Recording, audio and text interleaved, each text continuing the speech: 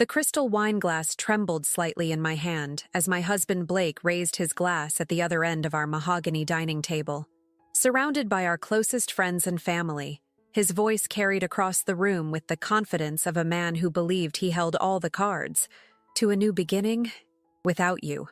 The words hung in the air like shards of ice. Our guests froze, wine glasses suspended mid-air. My sister Elaine's hand found mine under the table, squeezing it hard. My parents suddenly became intensely interested in their dinner plates. Our friends, however, raised their glasses in unison, a chorus of support for the man they'd always admired more than me. I took a deliberate sip of my favorite Cabernet, the one I'd been saving for a special occasion, and carefully placed my glass back on the table. Our eyes met across the perfectly roasted turkey I'd spent all morning preparing. To a new beginning, I replied, my voice steadier than I felt. What Blake didn't know was that I was already ready. By the time he realized what I had done, it would be too late. The next month was going to be interesting indeed. The room gradually returned to the hum of Thanksgiving dinner conversation, but underneath ran a current of tension so thick you could slice it with the carving knife Blake held in his hand. He smiled at our guests, playing the charming host as he'd done for the 15 years of our marriage. "More wine, Kelly?" Blake's business partner Mark offered, attempting to diffuse the awkwardness. "No, thank you. I need to keep a clear head tonight," I replied, offering him a smile that didn't reach my eyes. 3 months ago, I wouldn't have recognized the woman I'd become. I was Kelly Wright, the perfect wife who organized charity events, hosted dinner parties for Blake's colleagues, and always smiled at the right moments. The woman who pretended not to notice the late-night calls, the lingering perfume on his shirts, or the way his eyes would drift past me at parties, searching for someone else. That Kelly died the day I found the text messages. Not from another woman. That might have been easier to understand. No, these were messages to our friends, to my family, to his lawyer. Messages planning a life without me, discussing how to minimize what I would get in the divorce, how to position me as unstable and undeserving. Messages that revealed how little 15 years of marriage had meant. "Kelly, darling, the turkey is exceptional this year," my mother said loudly, trying to steer the conversation to safer waters. "Thank you, Mom. I tried a new brining technique." I served myself another helping of mashed potatoes I had no intention of eating. Blake thought we should cancel dinner given the circumstances, but I insisted. "Family traditions are important, aren't they, Blake?" His jaw tightened. "Always thinking of others, Kelly. That's what makes you so special." The double meaning wasn't lost on me. Blake had always seen my consideration for others as weakness, a flaw to be exploited rather than a strength to be admired. I glanced around the table at the faces of people who'd been part of our lives for years. How many knew? How many had heard Blake's plans before I had? "I've been meaning to tell everyone," Blake announced, commanding the room's attention again. "I've accepted a position at Harrington and Myers in Chicago. I'll be heading their corporate litigation division starting in January." Murmurs of congratulations rippled around the table.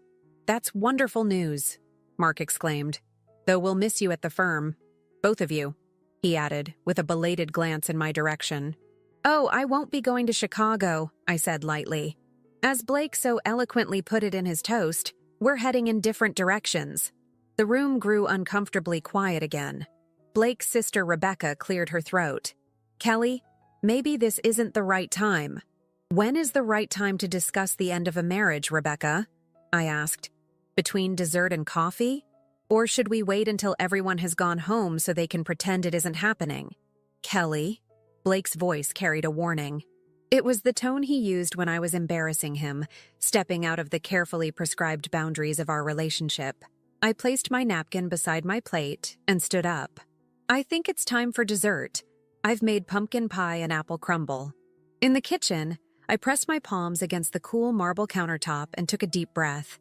Through the doorway, I could hear Blake explaining to our guests. "She's taking it hard. Her therapist says there might be some depression involved." Another lie. I hadn't seen a therapist since the miscarriage 3 years ago. The one Blake had said was probably for the best, since children would complicate his career trajectory. As I sliced the pies, I thought about the steps I'd already taken. The separate bank account, The consultation with Marie, the divorce attorney Blake didn't know about, the lease on the small apartment downtown, the job interview at the art gallery next week. Need any help? Elaine appeared in the doorway, concern written across her face. I've got it under control, I assured her. And for the first time in months, I meant it. When I returned to the dining room, Blake was telling our guests about the lake house in Michigan he was planning to buy. Our lake house. The one we'd talked about for years, where we would spend summers when we retired. As I passed Blake his slice of pie, our fingers brushed, and he looked up at me with an expression I couldn't quite read. For a moment, I glimpsed something behind his confident facade. Doubt, perhaps? I took my seat and raised my wine glass one more time. To dreams deferred, I said, and to finally waking up. Later, as guests were leaving, Blake cornered me in the hallway. Was that necessary? He hissed. Making a scene like that? You're the one who chose to announce our separation at Thanksgiving dinner, I pointed out. I merely followed your lead. He ran a hand through his perfectly styled hair. I've been more than generous with the settlement offer. Don't push me, Kelly. I looked at him and wondered how I had ever mistaken his confidence for strength, his ambition for vision. The thing is, Blake, I'm not afraid of you anymore. You should be, he said quietly, straightening his cufflinks. You have no idea what I'm capable of. Later that night, after everyone had gone and Blake had retreated to the guest room, I stood alone in our kitchen, cleaning up the remnants of the feast. My phone vibrated with a text message from an unknown number. It's done. Record secured. Meeting tomorrow as planned. I deleted the message, my heart pounding. There would be no going back after tomorrow. Blake had no idea that while he was planning his escape, I had been quietly building my own. One that would ensure I wouldn't leave our marriage with nothing but broken promises. I picked up the framed photo on our kitchen counter. Blake and me on our wedding day. Faces bright with hope. With deliberate care, I placed it face down in the drawer. The game had begun, and Blake had no idea he was already several moves behind. Morning arrived with a pale November sun struggling through the clouds. I'd barely slept. When I made my way downstairs, Blake was already in the kitchen, impeccably dressed in his charcoal suit, scrolling through emails on his phone. There's coffee, he said without looking up. This was our new normal, coexisting in polite detachment. Thanks. I poured myself a cup. We should talk about last night. What's there to talk about? You were upset. It's understandable. His tone was dismissive, as if my feelings were an inconvenient aside in the greater narrative of his life. I wasn't upset, Blake. I was surprised by your timing. I took a sip of coffee. 15 years together, and you chose Thanksgiving dinner to announce our separation to everyone. He finally looked up, his blue eyes calculating. I thought it would be easier. Everyone together, one announcement. Efficient. Efficient, I repeated. The word hung between us. A perfect encapsulation of how Blake approached everything, including our marriage. I've been meaning to ask, he said, setting his phone down. What are your plans? I assume you'll want to stay in Boston. My plans? I smiled faintly. I'm still figuring that out. The truth was, I'd been figuring it out for months, ever since I'd accidentally discovered his betrayal. Not an affair. Blake was too disciplined for something so messy. No, his betrayal was colder, more calculated. He'd been systematically moving our joint assets, preparing for a divorce that would leave me with as little as legally possible.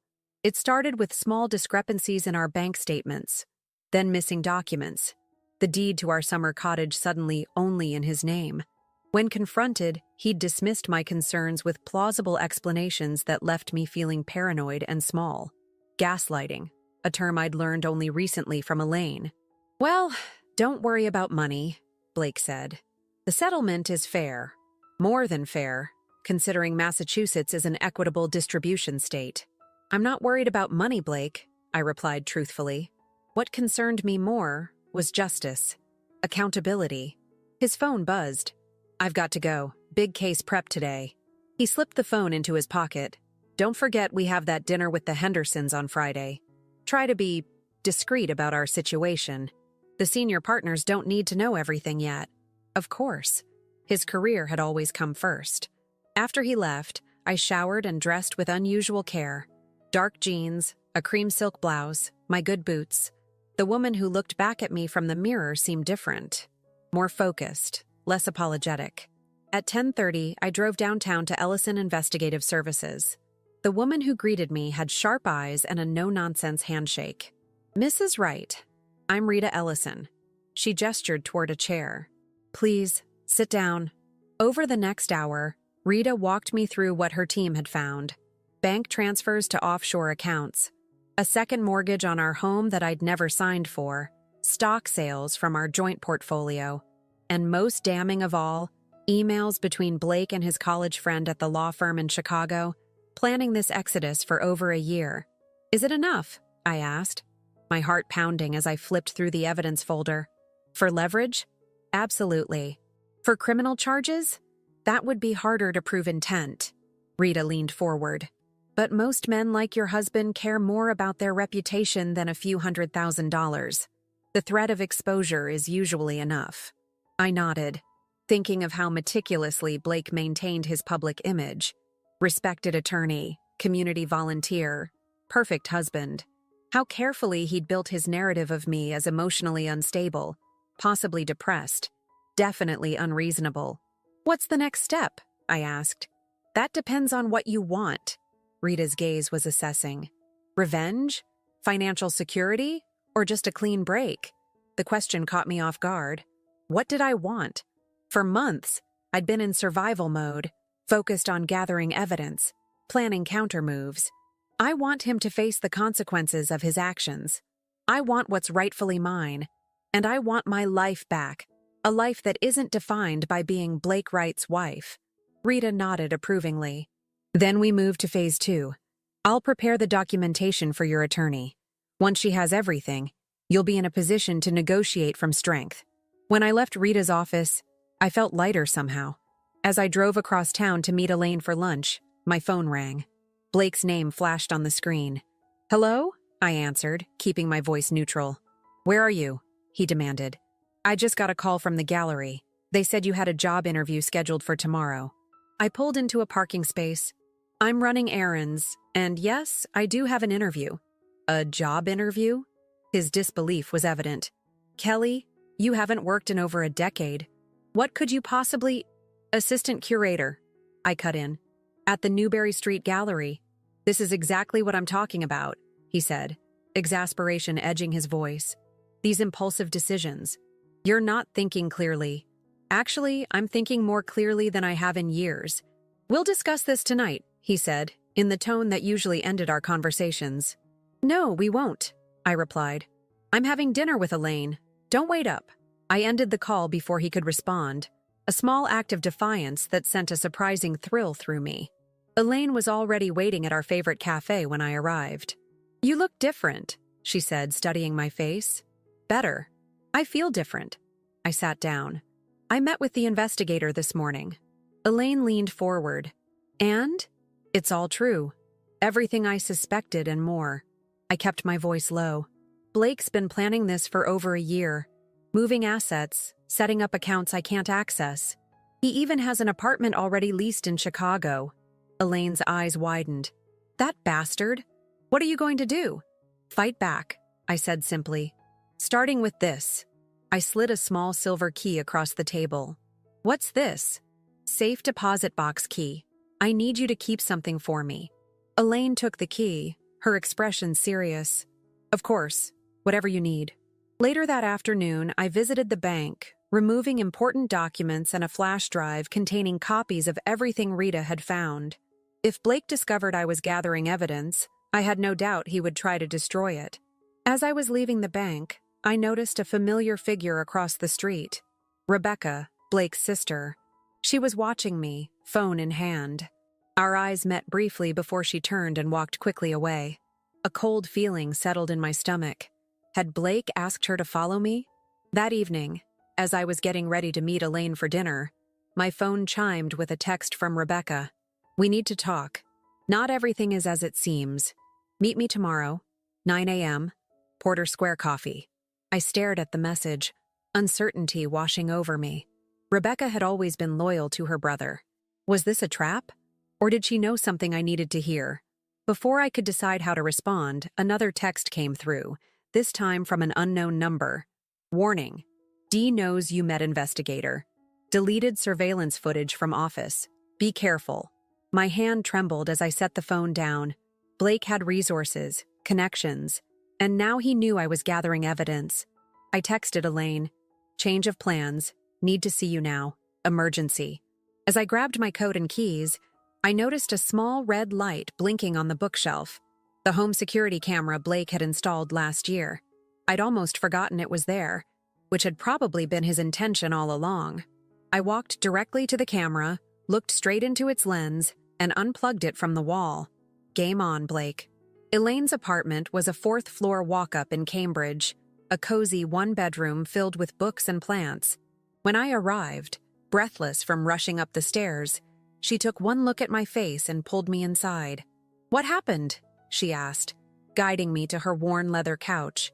I showed her the texts, Rebecca's invitation, and the anonymous warning. Blake knows I'm building a case. Someone's watching me, and now his sister wants to meet. Elaine frowned. You can't trust Rebecca. She's always been Blake's puppet. I know. I massaged my temples. But what if she knows something important? Something I could use? Or it could be a trap to find out how much you know. Elaine poured 2 glasses of wine. What did Rita say about the evidence? It's solid. Enough for leverage in the divorce, maybe not enough for criminal charges. I accepted the wine gratefully.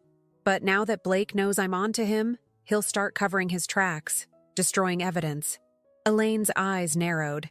Not if we move faster than he expects. What do you mean? He thinks he's in control, that you'll follow his timeline, his rules. She leaned forward. So don't. Throw him off balance. Do something he isn't expecting. I considered this. Like what? Like meeting Rebecca tomorrow. But on your terms, not hers. The next morning dawned gray and cold. I'd spent the night at Elaine's, too nervous to return home where Blake might be waiting with questions I wasn't ready to answer. I borrowed clothes from my sister, a sleek black turtleneck and jeans different from my usual style, small camouflage against watching eyes. Instead of going to Porter Square as Rebecca suggested, I texted her to meet at a small diner near Harvard Square. Public enough to be safe, but with booth seating that offered privacy. I arrived early, choosing a seat with my back to the wall and a clear view of the door. When Rebecca walked in 20 minutes later, I almost didn't recognize her. Usually impeccably styled, today she looked tired, her blonde hair hastily pulled back, dark circles under her eyes. You changed the location, she said, sliding into the booth. Yes. I didn't offer an explanation. The waitress came. We both ordered coffee. An awkward silence stretched between us until she left. I know what Blake's doing, Rebecca finally said, keeping her voice low. The asset transfers, the smear campaign, all of it. And you're just telling me this now? Anger flared in my chest. After 15 years of being family? She flinched. I only found out recently, when he asked me to help discredit you. Discredit me how? Rebecca studied her coffee cup. He wanted me to tell people I'd seen you drinking heavily, that you've been unstable since the miscarriage, that maybe you were taking pills. My stomach clenched. The miscarriage 3 years ago had nearly broken me. Blake had been supportive initially, but his patience had worn thin when my grief didn't follow his acceptable timeline. Did you do it? I asked quietly. No. She met my eyes. That's when I started paying attention, looking at what he was really doing. Why should I believe you're not still helping him? Because I found these. She slid a manila envelope across the table. Last week, when I was at your house, Blake left his laptop open when he took a call. I made copies of what I could access. Inside the envelope were printouts of emails between Blake and his friend Stephen at the Chicago law firm. Emails discussing how to manage the Kelly situation, how to ensure a clean exit with minimal financial impact, detailed plans to systematically dismantle our shared life, piece by piece. Why are you showing me this? I asked, my voice barely steady. Because what he's doing is wrong. Rebecca twisted her wedding ring, a nervous habit I'd noticed years ago. And because I know what it's like to be married to a man who sees you as an asset to be managed rather than a person to be loved.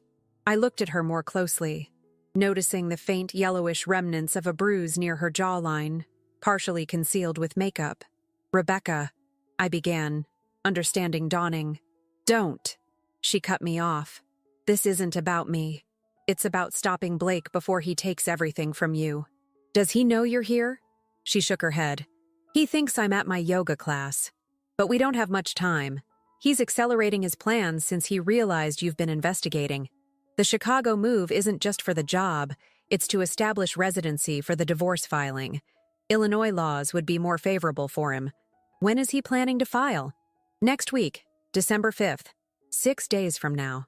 Much sooner than I'd expected. "There's something else." Rebecca hesitated. "He's meeting with the firm's partners today. I think he's going to try to freeze you out of your joint accounts completely. Make some excuse about protecting assets from your erratic behavior." My mind raced. I'd moved some money, but not nearly enough. If Blake restricted my access now, before the divorce was even filed, "I need to go," I said, gathering the documents and standing up. "Thank you for this, Rebecca." She caught my wrist. "Be careful, Kelly. Blake's smart, but he's also desperate. I've never seen him like this before." "Like what?" "Afraid." Her eyes held mine. "He's afraid of you." The thought was startling. Blake? Afraid? Of me? The dutiful wife who had spent 15 years supporting his career, hosting his dinner parties, smoothing his path. As I hurried to my car, my phone rang. Marie, my divorce attorney. "Kelly," she said without preamble, "we need to meet immediately. Your husband's lawyer just called me with a settlement offer. They want an answer by end of day. I'm on my way." I ended the call and drove straight to her downtown office. Marie was waiting for me, a formidable woman in her 50s with steel gray hair and a reputation for being ruthless in divorce proceedings. I'd hired her precisely because she wasn't afraid of men like Blake. "This is a tactical move," she said, after showing me the proposal. A settlement that appeared generous on the surface, but would leave me with barely 20% of our actual assets. "He's trying to force your hand before you can gather more evidence. He knows about the investigator," I told her, explaining about Rebecca and the documents. Marie's expression hardened. "Then we need to change tactics. No more playing defense." She tapped her pen against the desk. "I have a judge who might grant us an emergency injunction to freeze all assets until the divorce proceedings. But we need evidence of imminent dissipation." I pulled Rebecca's envelope from my bag. "Will these help?" Marie scanned the emails, her eyebrows rising. "These are extraordinarily helpful. Let me make some calls." While she stepped out, I called the bank. My worst fears were confirmed. Blake had already moved to restrict access to our main accounts, citing unusual activity and concerns about unauthorized withdrawals. When Marie returned, I told her the news. "He's overplayed his hand," she said, a gleam in her eye. "This is exactly what we need for the emergency hearing. Judge Harris can see us at 4 o'clock. "Today?" My heart raced. "Today. And Kelly?" Marie's voice softened slightly. "Pack a bag when you go home. Once we file this motion, your house won't be a safe place for you." As I left her office, my phone chimed with a text from Blake. "We need to talk. Dinner tonight. Important decisions to make." I stared at the message, a cold certainty settling over me. Blake didn't know it yet, but everything was about to change. I texted back with steady fingers. "Yes, let's talk. I'll cook your favorite. One last dinner together. One last chance to look into the eyes of the man I once loved before I turned his carefully constructed world upside down." The courthouse was austere and imposing, its marble halls echoing with footsteps and hushed conversations. I sat next to Marie on a hard wooden bench outside Judge Harris's chambers, trying to calm my racing heart. "Remember," Marie whispered, "let me do the talking. Answer only what's asked. Nothing more." I nodded, clutching my folder of evidence. The door to the judge's chambers opened, and a clerk motioned us inside. Judge Harris was a stern-looking woman in her 60s with silver-rimmed glasses and an expression that suggested she'd seen every trick in the book. What I hadn't expected was to see Blake's attorney, Lawrence Palmer, already seated at the table. "Your Honor?" Marie began. "We weren't informed this would be a two-party hearing. Mr. Palmer contacted my clerk when he learned of your emergency petition," Judge Harris explained. "Given the nature of your allegations, I thought it prudent to hear both sides." Marie's posture stiffened slightly, but her voice remained calm. "We're prepared to proceed, Your Honor." For the next 40 minutes, Marie presented our case. Blake's systematic movement of assets, the unauthorized second mortgage, the emails revealing his intent to leave me with as little as possible. Judge Harris listened attentively, occasionally asking for clarification. When it was Lawrence's turn, he painted me as emotionally unstable, suggesting I might have illegally accessed Blake's private emails. "Mrs. Wright has been struggling since a miscarriage 3 years ago," he said smoothly. "My client has been patient and supportive, but her recent behavior, hiring private investigators, making large withdrawals from joint accounts, has raised concerns about her judgment." I bit my tongue, fighting the urge to defend myself. "Furthermore," Lawrence continued, "these supposed plans to deprive Mrs. Wright of her fair share are simply standard financial planning for a partner moving to another state for work. Mr. Wright has offered a generous settlement, far more generous than required by law." Judge Harris studied both attorneys, then turned to me. "Mrs. Wright, did you authorize the hiring of a private investigator to look into your husband's finances?" "Yes, Your Honor." "And why did you feel that was necessary?" I took a deep breath. "Because documents kept disappearing from our home. Because accounts I should have had access to were suddenly restricted. Because our summer cottage deed was reissued in only Blake's name without my knowledge or consent." The judge nodded thoughtfully, then turned to Lawrence. "Mr. Palmer, can your client explain the second mortgage taken out on the Wright residence 3 months ago?" Lawrence looked momentarily uncomfortable. "My client would need to address that specifically, Your Honor." "I see." Judge Harris made a note, then looked up. "Here's my ruling. All joint assets belonging to Blake and Kelly Wright are frozen, effective immediately. Neither party may transfer, sell, or otherwise dispose of any marital property until further court order. Additionally, I'm requiring Mr. Wright to provide a full accounting of all financial transactions for the past 6 months within 48 hours. Marie's hand squeezed my knee under the table. "Your Honor," Lawrence protested, "this will significantly impact my client's ability to complete his relocation to Chicago for a critical career opportunity." "That's unfortunate timing, Mr. Palmer. Perhaps Mr. Wright should have considered that before restructuring his marital assets without his wife's knowledge." Judge Harris closed her folder. "We're adjourned." Outside the courthouse, Marie allowed herself a small smile. "That went better than expected. The freeze is in place, and the 48-hour accounting requirement will make it nearly impossible for Blake to hide anything else." My phone buzzed with a text from Blake. "Where are you? Thought we were having dinner." "What do I do now?" I asked Marie. "Go home," she said. "Act normal. Don't mention the court order. Let him find out from Lawrence. And remember what I said about packing a bag." When I arrived home, Blake's car was already in the driveway. I paused in the foyer, gathering my resolve, before heading to the kitchen. Blake was opening a bottle of wine, his suit jacket draped over a chair. "There you are," he said, his tone carefully neutral. I was beginning to worry. "Sorry I'm late. Traffic was terrible." I set my purse on the counter, painfully aware of the court documents inside. "I thought I'd make pasta for dinner." "Sounds good." He poured 2 glasses of wine, handing one to me. "I wanted to talk to you about the job in Chicago." I busied myself getting ingredients from the refrigerator. "What about it?" "It's a partnership track position. Significant increase in salary." He leaned against the counter, watching me. "I've been thinking about our situation, and I wonder if we've been too hasty." I nearly dropped the tomatoes I was holding. "Too hasty? Maybe we should reconsider the separation. You could come to Chicago after all." He took a sip of wine. "We've built a life together, Kelly. 15 years. That's not nothing." I stared at him, trying to process this sudden change. Then his phone rang, and I knew. Lawrence was calling to tell him about the court order.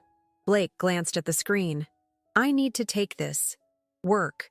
He stepped into his home office, closing the door. I moved quickly, going upstairs to our bedroom and pulling a suitcase from the closet. I packed essentials, clothes, toiletries, important personal documents, and grabbed the small box of jewelry that had belonged to my grandmother. Through the door, I could hear Blake's voice rising in anger. He was learning exactly how the day had gone. I needed to be gone before he finished that call.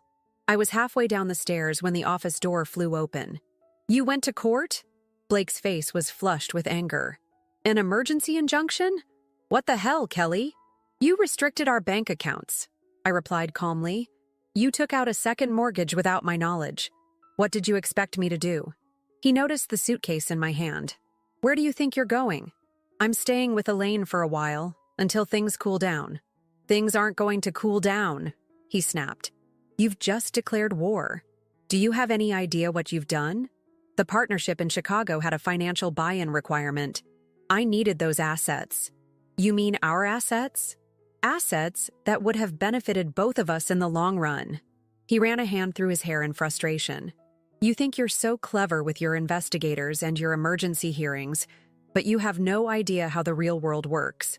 Without me, you're nothing." The words hung in the air between us. In all our years together, through all our arguments and disagreements, he had never been quite so nakedly contemptuous. "I guess we'll find out," I said quietly, continuing down the stairs. He moved to block the door. "We're not done talking about this." "Yes, we are. For tonight, at least." I met his gaze steadily. "Please move, Blake." "Or what? You'll call the police on me too? Add that to your victim narrative?" "I'm not a victim. Not anymore." I kept my voice level. "But I do have a lawyer who's expecting me to check in and a sister who knows exactly where I am. So yes, if you don't let me leave, there will be consequences." Something in my tone must have convinced him. He stepped aside, his expression hardening. "You won't win this, Kelly." "It's not about winning," I said, opening the door. "It's about surviving." As I walked to my car, the weight of 15 years seemed to lift slightly from my shoulders. The future was uncertain, filled with legal battles and difficult conversations.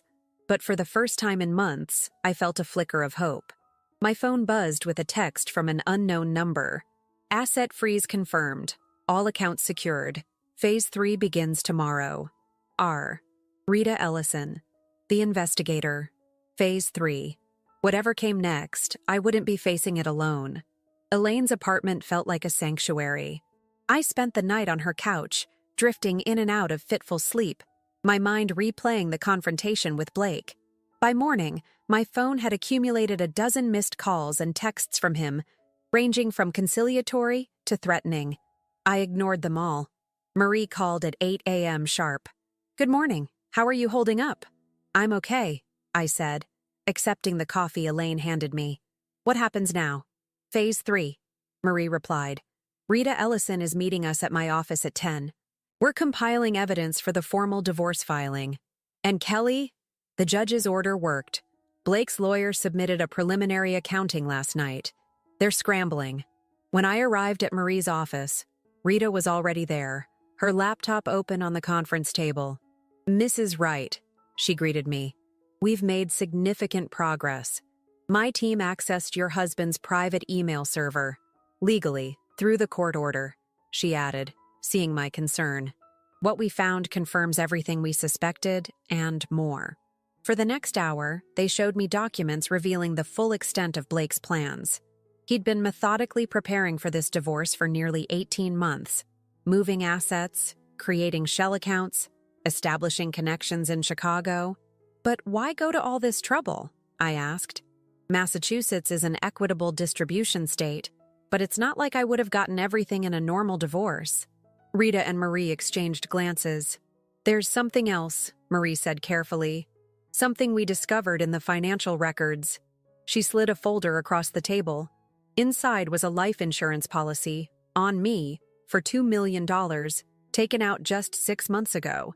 "This isn't unusual," I said. "We both have life insurance." "Look at who the beneficiary is," Rita prompted.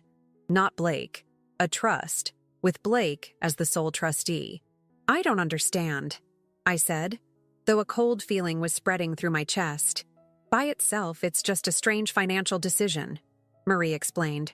But combined with everything else, the asset transfers, the timeline for moving to Chicago, the efforts to characterize you as unstable, it creates a concerning pattern.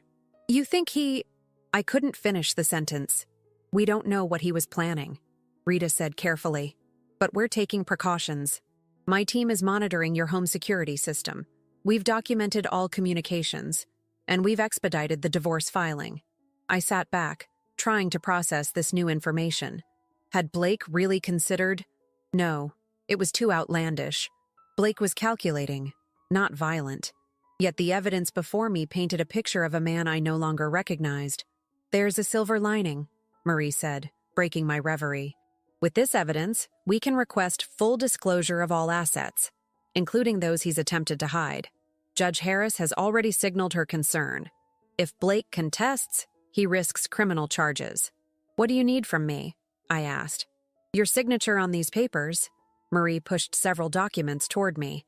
And a statement about the financial discrepancies you noticed. Then you stay safe, and let us handle the legal battle. As I signed the divorce petition, a strange calm settled over me. The path ahead was clear now. No more deception, no more trying to understand what had gone wrong in our marriage, just the methodical process of disentangling our lives. One more thing, Rita said, sliding a small device across the table. This is a new phone. Use it exclusively going forward. We've transferred your contacts and essential data. I stared at the phone. Is that really necessary? Your old phone was linked to accounts Blake could access, she explained, including its location services. The realization that Blake had been tracking me sent another chill through me. When I left the office, the December air felt bracing against my face. I walked to the nearby park, needing a moment alone to process everything. Sitting on a bench, I watched children playing on the frozen playground, their laughter a reminder of a simpler world. My new phone rang. An unknown number. Hello? I answered cautiously. Kelly? It's Rebecca. Her voice sounded strained. Blake knows you're filing today. He came to my house this morning, demanding to know if I'd been in contact with you. I've never seen him like this. Are you okay? I'm fine. I told him I hadn't spoken to you since Thanksgiving. She lowered her voice. But that's not why I'm calling. He said something about contingency plans and one last move. Whatever he's planning, I think it's happening soon. Did he say what he was going to do?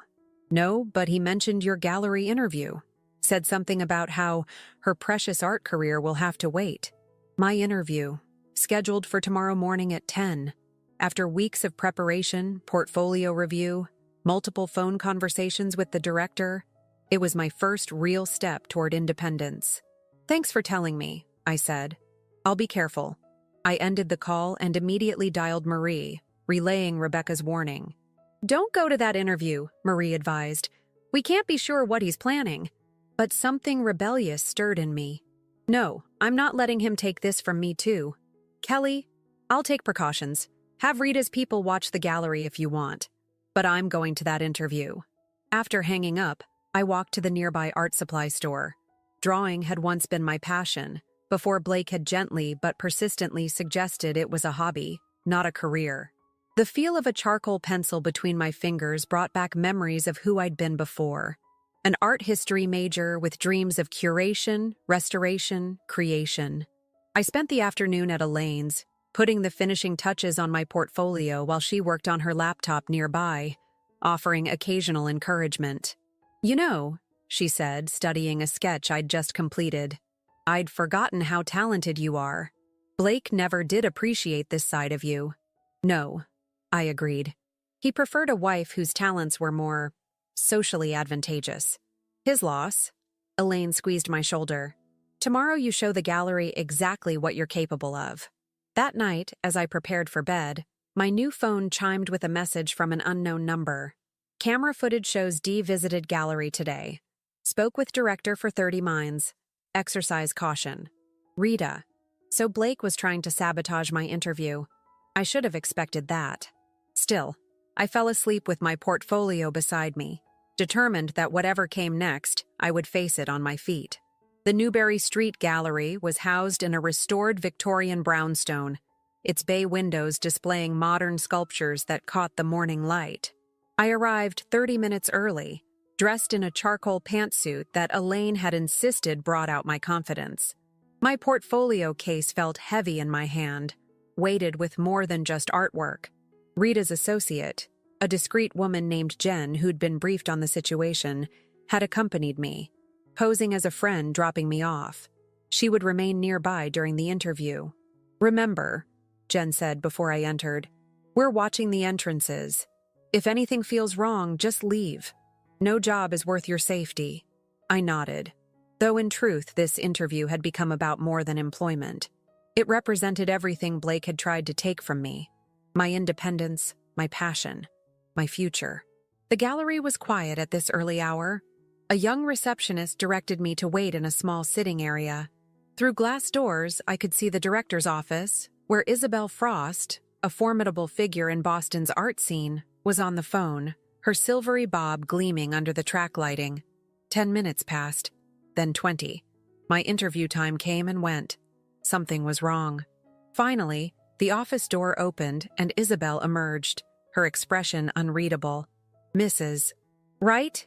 she said, extending her hand. "Thank you for your patience. Please come in." Her office was elegant and spare, with a single massive painting dominating one wall, a contemporary piece worth more than my car. I sat across from her desk, placing my portfolio between us. "Before we begin," Isabel said, folding her hands, "I should mention that I received an unusual call yesterday. From your husband." My heart sank, but I kept my expression neutral. "What did he want?" "He expressed concerns about your emotional stability, said you were going through a difficult divorce and might not be ready for professional commitments." She studied me carefully. "He also mentioned that several pieces in your portfolio might actually be his work, submitted without his knowledge." The audacity of it stole my breath. Blake couldn't draw a straight line with a ruler. "That's not true," I said, my voice steady despite the anger flaring inside me. "Every piece in this portfolio is mine. And while I am going through a divorce, my emotional state is perfectly sound." Isabel nodded slowly. "I thought as much. Your husband was insistent, unusually so for someone supposedly concerned about a spouse's well-being." She opened my portfolio, studying the drawings and restoration samples I'd included. "These are quite good," she remarked. "Your technical skills are evident, and your color theory understanding is sophisticated." We spent the next 20 minutes discussing my work, my education, my vision for art restoration. As we talked, I could feel her initial reservations melting away. "I have one last question," she said finally. "Why now? After 15 years away from the art world, why return?" I considered my answer carefully. "Because I finally remembered who I was before I became someone's wife. And because art has always been the truest conversation I've had with myself." A smile touched Isabel's lips. "Well said." She closed my portfolio. "The position is part-time initially, with potential for full-time after 6 months. When can you start?" The relief was so intense I nearly laughed. "Immediately." "Good. Monday, 9 a.m. She stood, extending her hand again. "Welcome to Newbury Street Gallery, Kelly." Outside, the December sunlight felt brighter somehow. Jen approached from across the street, eyebrows raised in question. "I got it," I told her, unable to suppress my smile. "Congratulations," she said, genuinely pleased. "Let's get you home safely. Your attorney called while you were inside." "There's news." At Elaine's apartment, Marie was waiting, a stack of documents on the coffee table. "Judge Harris granted our petition for emergency spousal support," she announced without preamble. "Blake must continue paying the mortgage and utilities on the house, plus provide $5,000 monthly until the divorce is finalized." "That's unexpected," I managed. "It's more than that," Marie continued. "The judge also ordered full financial disclosure from all institutions where Blake holds accounts, including those offshore entities we identified. His attorney requested a private conference this morning." "What does that mean?" "It means they're ready to negotiate," Marie said, a hint of triumph in her voice. "Blake doesn't want this going to trial. Too much risk to his reputation, his career." I sank onto the couch, processing this shift. So, what happens now? Now we dictate terms, Marie said. Fair division of assets, the house, your share of his retirement accounts, and a non-disparagement agreement to protect your professional reputation. My phone chimed, a text from Rebecca. Dee knows about court decision. He's drinking. Be careful. I showed Marie the message. Her expression hardened. Stay here tonight. Don't go anywhere alone. That evening, Elaine insisted on celebrating my new job. We were halfway through a bottle of wine when my phone rang. Blake's number. After a moment's hesitation, I answered on speaker. Kelly. His voice was slurred. You think you've won. This isn't about winning, Blake. 15 years, he continued as if I hadn't spoken. I gave you everything, made you everything you are. No, I said quietly. You didn't make me. If anything, you unmade me, piece by piece. But that's over now. A long silence. Then, the gallery called, told me they hired you. Another pause. How did you do it? How did you get Isabel to ignore me? I thought of all the possible answers. Because my work was good. Because Isabel saw through his lies. Because I'd finally found my voice. Because I was ready, I said simply. Ready for a new beginning. Without you. Using his own words felt like closing a circle. I ended the call and turned to Elaine, who was watching me with a mixture of pride and concern. You know what? I said, raising my glass. I think I'm going to be okay. Outside, snow had begun to fall, dusting Beacon Hill in white. December in Boston, a time of endings and beginnings. For the first time in months, I looked forward to both.